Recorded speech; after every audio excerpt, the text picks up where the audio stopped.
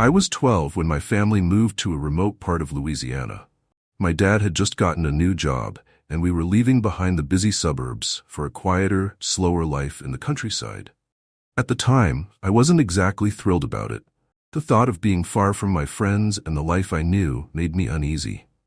But my parents kept insisting it would be good for us. A fresh start. The house was old, a creaky two-story wooden structure that seemed to groan with every gust of wind. It sat on a large piece of land, surrounded by dense woods that stretched endlessly in every direction. There were no other houses in sight, just trees, more trees, and the nearest neighbor, my dad said, lived about half a mile down the road. For the first few days, everything seemed normal. We unpacked, settled into our new rooms, and tried to get used to the overwhelming quiet that blanketed the place. At night, the silence was almost suffocating. No distant hum of traffic, no chatter from neighbors, just the wind rustling through the trees and the occasional creak from the house. But soon, strange things started happening. It all began with Rusty, our golden retriever. Normally, Rusty was a friendly, laid-back dog, always more interested in belly rubs than anything else. But after we moved, something changed. He became anxious, jumpy, and constantly on edge.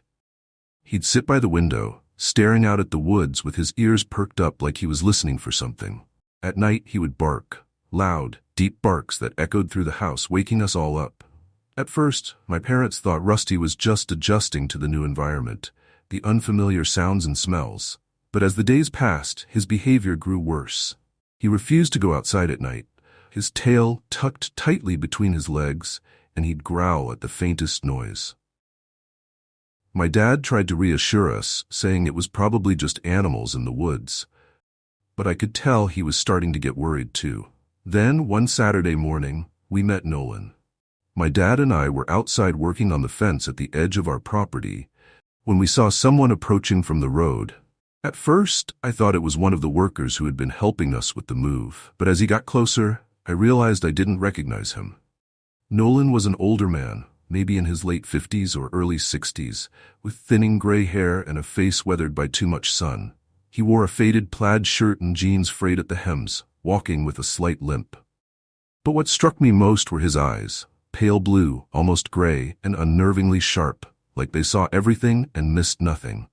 "Morning," he greeted, his voice rough and gravelly. He smiled, but it didn't reach his eyes. "Y'all must be the new folks." "That's right," my dad replied, wiping the sweat from his brow. "Just moved in last week. I'm John, and this here is my son." Nolan nodded, his gaze briefly flicking to me before settling back on my dad. "Name's Nolan. Live just down the road. Thought I'd come by and introduce myself." "Nice to meet you," my dad said, offering his hand. Nolan shook it, but something about the handshake felt wrong. Too firm, too quick, like it was more of an obligation than a genuine greeting.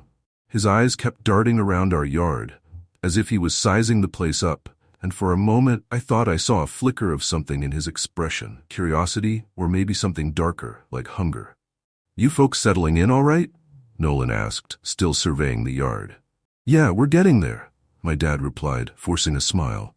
"The house needs a bit of work, but it's a good place." Nolan nodded, finally turning his attention back to me. "Y'all be careful out here. These woods can be tricky, especially for kids." There was something about the way he said it that made my skin crawl, but I stayed quiet, feeling the weight of his stare. My dad must have noticed my discomfort because he quickly changed the subject, asking Nolan about the area, the neighbors, and the best places to shop for groceries.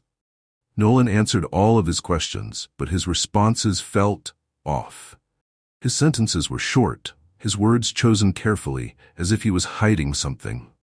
After a few more minutes of awkward conversation, Nolan said his goodbyes and limped back down the road.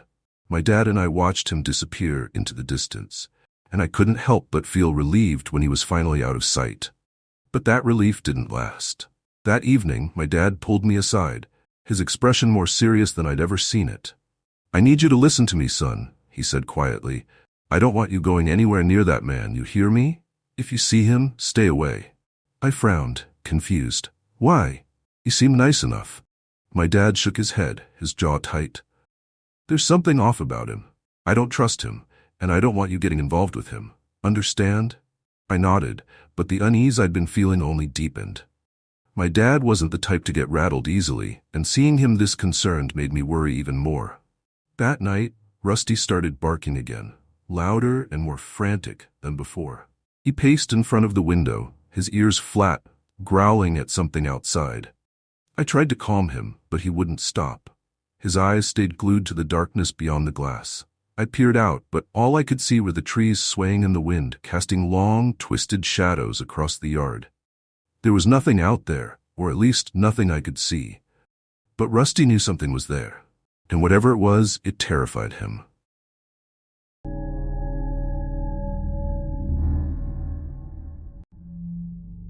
When my wife Gianna and I purchased our new home, we were overwhelmed with excitement. It was everything we had ever envisioned. A spacious, two-story house in a peaceful suburban neighborhood with plenty of room to start a family. The home was built in the 1920s, a classic craftsman-style structure with wide porches and large windows that filled the rooms with natural light.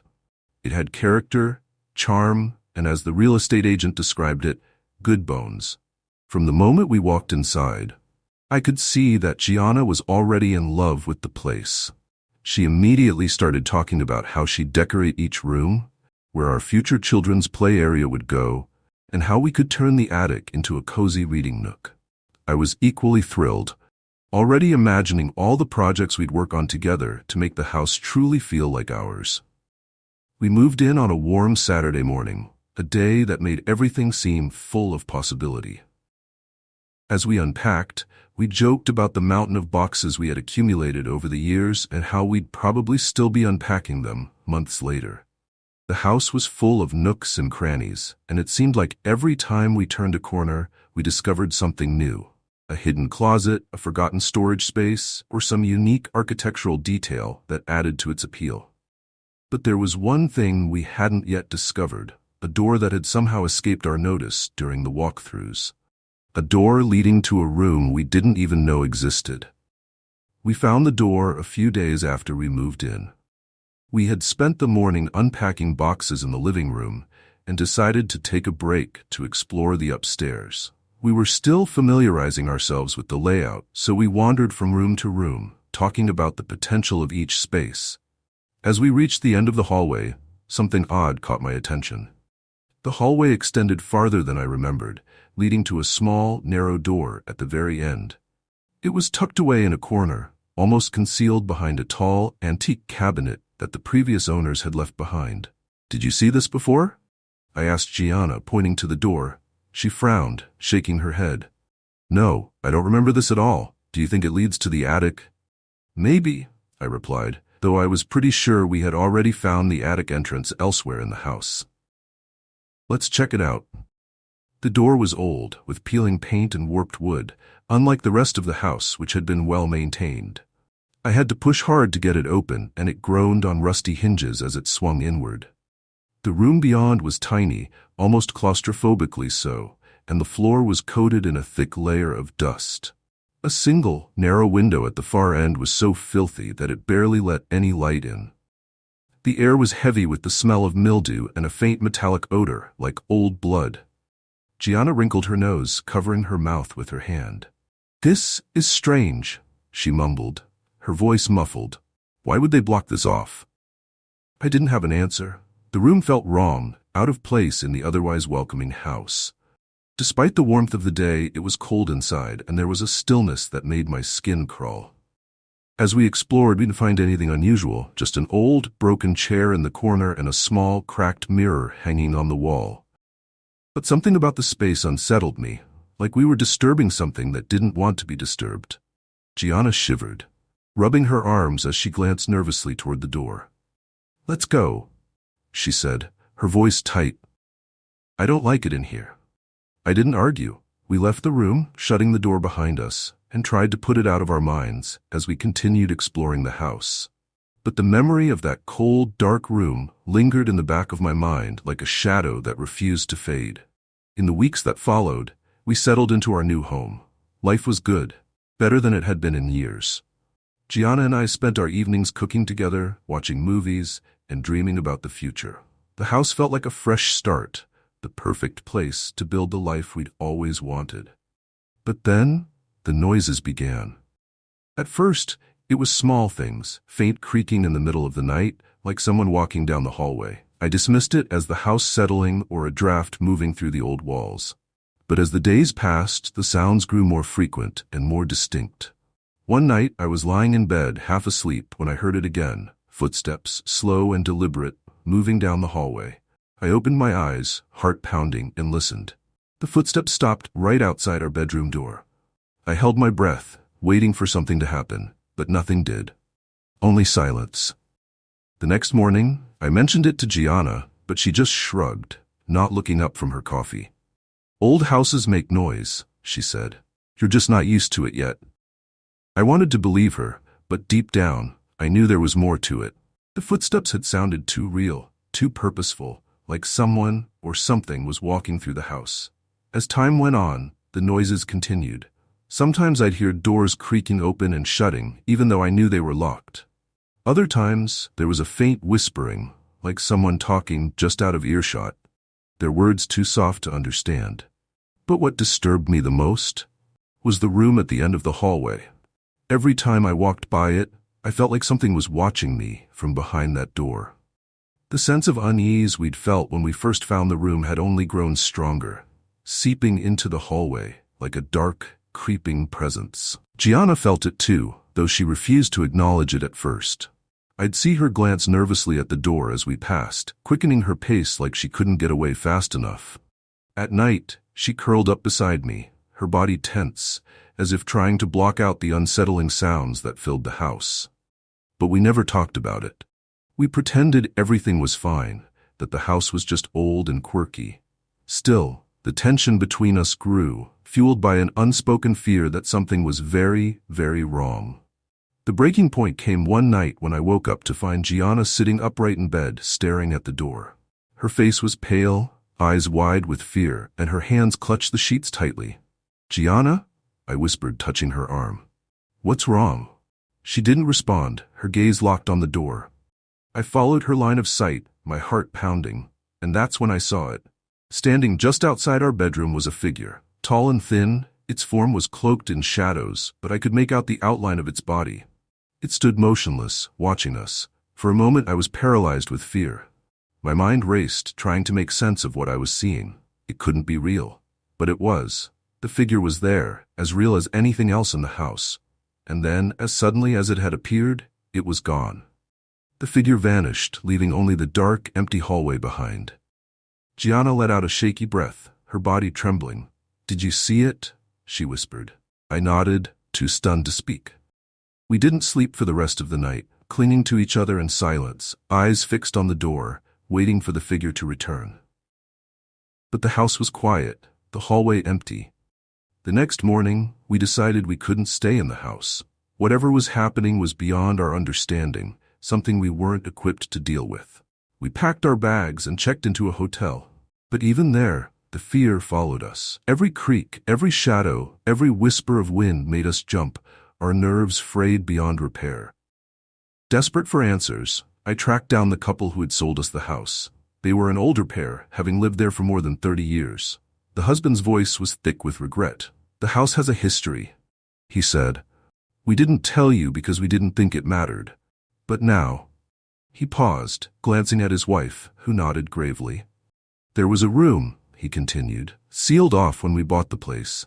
The previous owner said it was just for storage. We never used it though. We always felt uneasy about it." A chill ran down my spine. "What happened?" The wife spoke up, her voice trembling.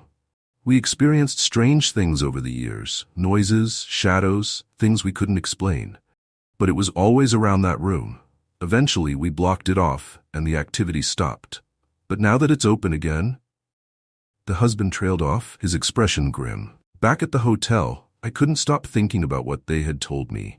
The room had been sealed for a reason, something they had hoped to keep hidden. But now we had opened it, and whatever had been trapped there was free. We returned to the house one last time, knowing we had to face whatever it was. The fear had consumed us, and we couldn't live like that any longer. The only way to reclaim our lives was to confront the entity in that room. The house was eerily silent when we arrived. Every step echoed through the empty halls as we made our way to the end of the corridor. The door to the room stood slightly ajar as if inviting us in. We hesitated for only a moment before pushing it open. The room was the same as before, small, dark, and cold. But this time, the air was thick with a suffocating sense of dread. And then we saw it. In the corner of the room stood the figure, the same shadowy form we had seen in the hallway. It didn't move or speak, but we could feel its presence, heavy and oppressive. For what felt like an eternity, we stood there, paralyzed by fear. But then, something inside me shifted. I realized that this thing, whatever it was feeding off our fear. It wanted us to be afraid, to be consumed by it. I stepped forward, ignoring the pounding in my chest. "We're not afraid of you," I said, my voice steady despite the terror I felt. The figure didn't respond, but the air seemed to lighten, just a little. Gianna stepped beside me, her hand gripping mine tightly. "We're not afraid," she echoed. For a long moment, nothing happened. And then, as if it had heard us, the figure slowly dissolved, fading into the shadows until it was gone. The house fell silent, the oppressive atmosphere lifting. We stood there for a few minutes, waiting, but nothing else happened. It was over. We sold the house a few weeks later and moved into a smaller, newer place across town. We never talked about what had happened, not in detail at least. But we both knew that we had faced something that couldn't be explained, something beyond the realm of the natural world. To this day, I don't know what it was that haunted us in that house. But I do know one thing. Whatever it was, it thrived on fear. And once we took that away, it lost its power. Still, even now, I sometimes wake up in the middle of the night, half expecting to see a shadowy figure standing in the hallway. But it's never there. Not anymore.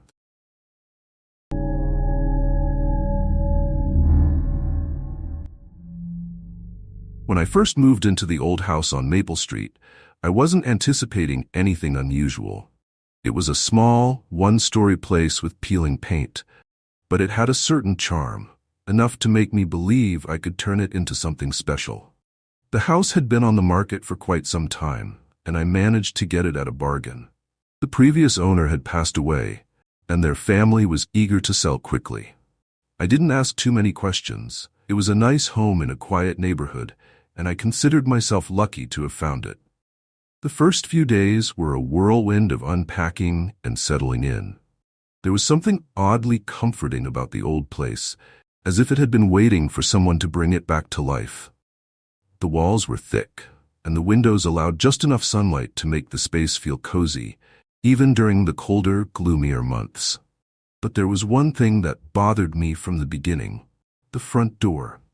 Every time I left the house, I made sure to lock the door. It was a habit ingrained in me from childhood, thanks to my father's constant reminder. Always lock the door behind you, even if you're stepping out for just a minute. So whenever I went out, I would double-check the lock to ensure it was secure. But no matter how careful I was, I'd return to find the door unlocked. The first time it happened, I dismissed it as forgetfulness. I figured I'd been distracted by the long list of things I needed to accomplish. But it continued. Every single time I came back, the door was unlocked. At first, I thought it might just be an old lock in need of replacement. However, after a week of this, I couldn't ignore it anymore. Something was definitely wrong. One evening, after a long day of running errands, I came home with a bag of takeout, ready to collapse on the couch and unwind. As always, I had double-checked the lock before leaving. Yet when I returned, the door was slightly ajar. My heart sank.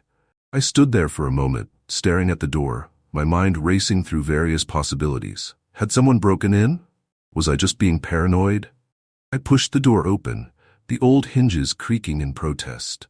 The house was quiet, almost too quiet, the kind of silence that makes you feel like you're not alone. I set the takeout on the kitchen counter and did a quick sweep of the house. Everything seemed in place. Nothing was missing, and nothing appeared disturbed. But the air felt different. Heavier, as though something was lingering just out of sight. As I prepared to head into the living room, I heard a noise coming from the basement. It was faint, barely noticeable, but enough to make my skin prickle. A soft, rhythmic creaking, like wood rubbing against wood.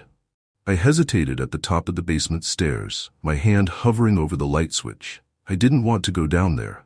The basement was the one area of the house I hadn't fully explored. It was cold, damp, and had a low ceiling with exposed pipes, making it feel more like a dungeon than a storage space. But the sound persisted, and I knew I couldn't ignore it. I flipped on the light and the dim bulb cast a weak, yellowish glow over the staircase. The creaking grew louder as I descended, each step sending a shiver down my spine. When I reached the bottom, I saw it, a rocking chair, half hidden in the shadows of the basement. It was old, with peeling paint and a sagging seat, but I recognized it immediately. My heart skipped a beat. It was identical to the chair I had discarded before moving in. I stood there, staring at it, trying to make sense of what I was seeing. How had the chair gotten here? Who had brought it into the house? And why was it rocking ever so slightly? My hands trembled as I reached out to touch it, but the moment my fingers brushed the wood, the chair stopped moving. The basement fell into an eerie silence, the air thick with the musty smell of mildew and something else, something sweet and sickly, like old perfume. Backing away, my heart pounded in my chest as I hurried up the stairs, slamming the basement door behind me. I didn't return to the basement that night. Instead, I locked every door and window, double-checking each lock, trying to convince myself that I was overreacting. But deep down, I knew something was wrong. That night, I couldn't sleep. Every time I closed my eyes, I saw the chair rocking back and forth in the basement. I tossed and turned, the feeling of unease gnawing at me until, finally, I drifted into a fitful sleep. It must have been the middle of the night when I woke to the sound of creaking. My eyes snapped open, and for a moment I was disoriented. But then I heard it again, the unmistakable sound of wood rubbing against wood, coming from the basement. I sat up in bed, my heart racing. The house was dark, save for the faint moonlight filtering through the curtains. The noise was faint, but it was there, steady and rhythmic. I didn't want to go down there. I didn't want to face whatever was making that noise. But I knew I couldn't ignore it, not this time. Grabbing my phone, I used its weak light to guide me down the hallway. My hand shook as I reached for the basement door, every instinct telling me to turn back. But I opened the door. The creaking was louder now, echoing up the stairs, each sound making my pulse quicken. I took a deep breath, trying to steady myself, and slowly made my way down. The basement was cold, damp, and unnervingly still. The rocking chair was right where I had last seen it, in the corner. But this time, it wasn't empty. An old woman sat in the chair, her pale, wrinkled skin illuminated by the dim light. Her hair was thin and gray, pulled back into a tight bun, and she wore a faded dress that seemed to belong to another era. Her hands rested neatly in her lap, but it was her eyes that terrified me the most. They were cloudy, vacant, staring straight ahead as if she didn't see me at all. The chair continued to rock, back and forth, the rhythmic creaking filling the basement. She didn't move, didn't acknowledge me in any way. She just sat there, her gaze fixed on something I couldn't see. I couldn't move. I couldn't even breathe. My mind screamed at me to run, to get out of there, but my body refused to obey. And then, slowly, she turned her head, her eyes locking onto mine. A cold wave of fear washed over me as her lips parted, as if she were trying to speak. But no sound came out. We stared at each other for what felt like an eternity, the chair still creaking beneath her. Then, just as suddenly as it had begun, the rocking stopped. The basement was silent once more, and when I blinked, the woman was gone. I bolted up the stairs, heart racing, and slammed the basement door shut. I didn't sleep for the rest of the night. Instead, I sat in the living room, my mind racing, trying to process what I had just witnessed. But there was no logical explanation. I knew, without a doubt, that the house was no longer empty. The next morning, exhausted and shaken, I decided I couldn't stay in the house anymore. I needed answers. I started by researching the previous owner. It didn't take long to find her name, Eleanor Martin. She had lived in the house for over 50 years, raising her children there before eventually passing away alone. Her family sold the house soon after. The more I learned, the clearer the picture became. The rocking chair had been hers, a gift from her late husband. It had been her favorite spot where she would spend hours knitting or reading. I reached out to the previous owner's son, hoping he could explain what was happening. He was hesitant at first, but eventually he opened up. "My mother loved that chair," he said. his voice heavy with emotion. She spent most of her days in it, even after she got sick. We tried to get rid of it after she passed, but every time we did, it ended up back in the house. We didn't know what else to do, so we left it in the basement. A chill ran down my spine. The pieces clicked together in my mind. The chair hadn't been brought into the house. It had always been there, waiting for her. That night, I knew I had to confront whatever was in the house. I couldn't live like this anymore, feeling trapped in my own home. I had to face it, no matter how scared I was. When the house was silent and dark, I made my way to the basement. The fear was overwhelming, but I forced myself to move forward, step by step. When I reached the bottom of the stairs, the chair was still there, as I had expected. It was empty, but the air around it felt charged, as though something was waiting. I took a deep breath and stepped closer, my heart thudding in my chest. The chair remained still, the basement silent, but I could feel her presence, like a cold breath against my skin. "Eleanor," I called out, my voice shaky. "If you're here, I just want you to know this is your home. You don't have to leave." For a long moment, nothing happened. I stood there, waiting, half expecting her to appear again. But the basement remained empty, the chair motionless. Then, just as I was about to turn and leave, a soft creaking filled the air, the sound of the rocking chair moving ever so slightly. I didn't run this time. I stood there, watching as the chair rocked slowly back and forth, the sound filling the basement, and for the first time since I had moved in, I didn't feel afraid. Eleanor was still there, but now I understood. This had been her home for decades, and she wasn't ready to leave. Maybe she never would be. And maybe, just maybe, that was okay.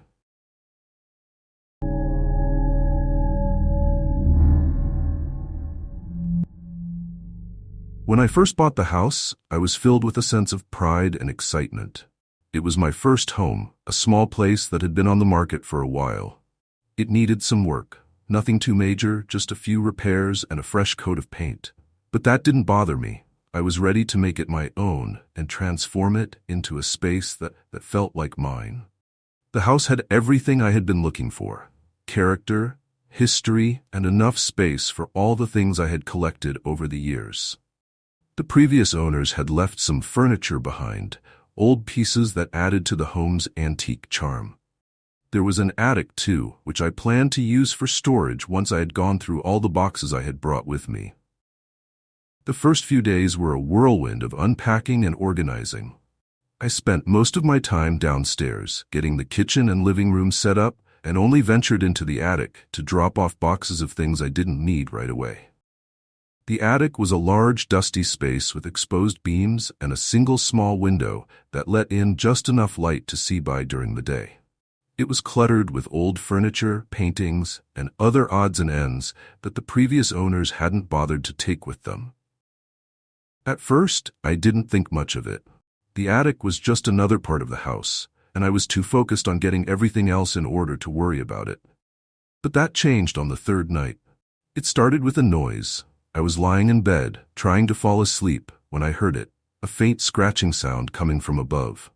It was so quiet that I thought I was imagining it, but as I lay there straining to listen, the sound grew louder, more distinct. It was coming from the attic. I sat up in bed, my heart starting to race. I told myself it was probably just a rat or some other small animal that had found its way inside. Old houses like this were bound to have pests, and I hadn't had a chance to check the attic thoroughly yet. But there was something about the sound that made my skin crawl, something that didn't feel right. I tried to ignore it, to convince myself it was nothing, but the noise continued, persistent and unrelenting. I knew I wouldn't be able to sleep unless I checked it out, so I reluctantly got out of bed and grabbed a flashlight. The house was eerily silent as I made my way to the attic stairs, the only sound being the creaking of the floorboards beneath my feet. When I reached the door, I hesitated, my hand hovering over the doorknob. Part of me wanted to turn around, go back to bed, and pretend I hadn't heard anything. But I knew I couldn't. I opened the door, and the scratching sound grew louder, echoing down the stairs. My heart was pounding in my chest as I climbed the narrow steps, the beam of my flashlight cutting through the darkness. When I reached the top, I shone the light around the attic, searching for the source of the noise. But the scratching continued. I followed the sound, weaving my way through the maze of boxes and furniture until I reached the far corner of the attic. There, hidden behind a stack of old paintings, was a small wooden door I hadn't noticed before. The door was old, the wood warped and splintered, and it looked like it hadn't been opened in years. The scratching sound was coming from behind it, faint but insistent, like something was trying to get out. I reached for the doorknob, my hand trembling, and slowly turned it. The door creaked open, revealing a dark, narrow passageway that led to a small, hidden room. My flashlight flickered, the beam casting long shadows across the floor as I stepped inside. The room was small, barely big enough to stand in, and the walls were lined with old, faded wallpaper. The air was thick and musty, the smell almost overpowering. In the center of the room was a single small bed, the sheets tattered and stained with age. But what caught my attention was the figure sitting on the bed. It was a woman, her skin pale and sickly, her hair matted and unkempt. She was hunched over, her back to me, scratching at the wall, her fingers digging into the plaster. My breath caught in my throat, and I felt a wave of nausea wash over me. This wasn't just an animal or a figment of my imagination. This was real. I wanted to run, but I was unable to tear my eyes away from the figure in front of me. Then she turned around.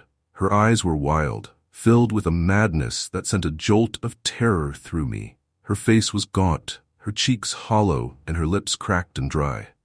Her eyes were wide, unblinking, and filled with a desperation that made my blood run cold. She stared at me for a moment, her chest heaving as if she was struggling to breathe, and then, without warning, she lunged at me. I stumbled back, barely managing to dodge her as she clawed at the air.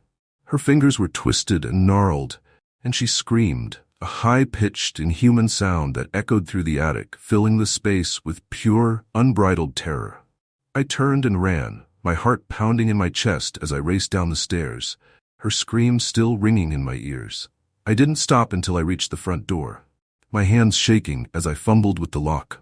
When I finally got the door open, I ran outside, the cold night air hitting me like a slap in the face.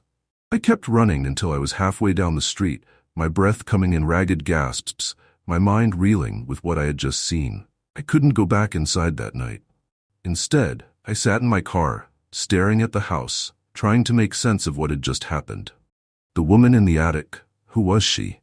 How long had she been there, and why hadn't I noticed the hidden room before?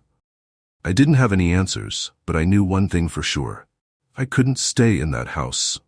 The next morning, I called the police. I didn't know how to explain what had happened, but I knew I couldn't go back into the house alone. When the officers arrived, I led them to the attic, my heart pounding in my chest as we climbed the stairs. The house was eerily silent, the only sound being the creaking of the floorboards beneath our feet. I pointed out the hidden door, my hands trembling as I explained what I had seen. The officers exchanged glances, their expressions skeptical, but they didn't say anything.